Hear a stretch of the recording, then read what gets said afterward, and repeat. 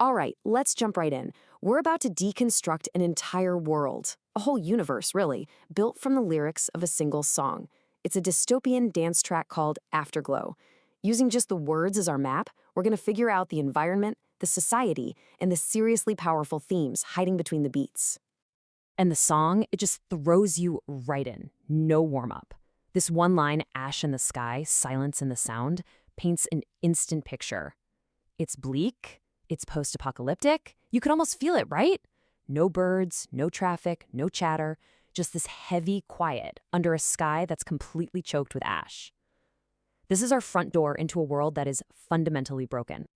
And this is the big question. This is the engine that drives the whole story. Imagine a world where everything you can touch is gone, worthless. What becomes valuable then? The song gives this incredible and frankly terrifying answer. Our pasts, our memories. This is the new economy, the new drug, the new reality we're going to explore. And it really makes you wonder, what happens to us when our most private experiences become just another product on the shelf? Okay, so to really get this whole memory market thing, we first have to understand the world it came from. The lyrics paint a really specific, really grim picture of what life is like for the last survivors of humanity. So what does this world actually look like? Well, for starters, everyone's living underground, beneath what the song calls a shattered crust. Everything that came before, all of our history, has been literally burned and buried. And you can forget about the natural world. No sunlight, no rivers. All that's left is this cold industrial decay, steel, wires, dust, and echoes. And in an environment this harsh, you know human connection just falls apart. There's no room for trust. And get this, the social structure is incredibly rigid. It's not just that they're cut off from the world above, they are totally segregated from each other. The lyrics tell us women are kept in towers while the men are stuck working in the mines.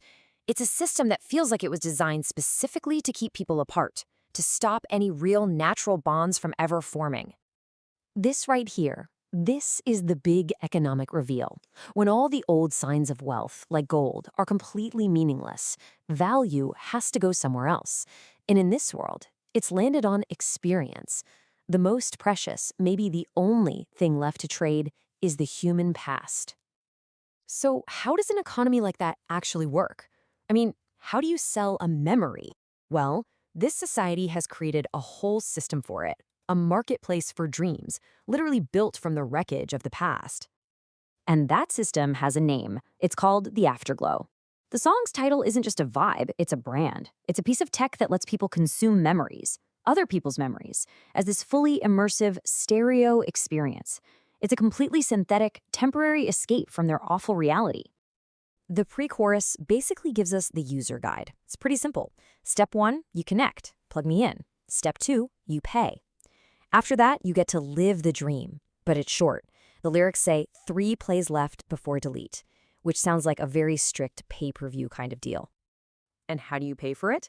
You've got 2 options. You can pay in stone, which we can probably guess is some kind of token or ration, or, and this is where it gets really twisted, you can trade your past. You can literally sell your own memories into the system just to get a ticket to experience someone else's. But here's the kicker. This isn't just about entertainment. This line shows you the desperation behind it all. The only alternative to plugging in is to face that crushing, isolating silence of their world, all by yourself. The Afterglow isn't a luxury. For a lot of these people, it's probably the only thing keeping them sane. Okay, so we know the mechanics of the system, but let's talk about the experience itself. What does it actually feel like to be inside the Afterglow? The lyrics describe it as coded flashes and addictive light. So this is not like watching a movie. No, this is a direct neural thing, beaming experiences straight into your brain. It's a synthetic high, a purely digital hit of emotion. So what kind of memories are on the market? The song gives us these quick-fire examples. First, you have something totally pure and nostalgic. Can you just imagine how badly someone would crave a simple sound like that in a world of dust and silence? But it's not all sunshine and rainbows. The market also sells these really complex, painful, but deeply human experiences. A lover's lies. I mean, why would anyone pay for that? Well, maybe just to feel anything. Even pain is better than the numbness of life in the mines and towers. This phrase just captures it so perfectly. The experience is smuggled joy. It feels illicit, like a thrill. But it's also in phantom frames. It's totally artificial, it's pre-packaged, and at the end of the day, it's not real. It's the ghost of an emotion. And the chorus just nails it.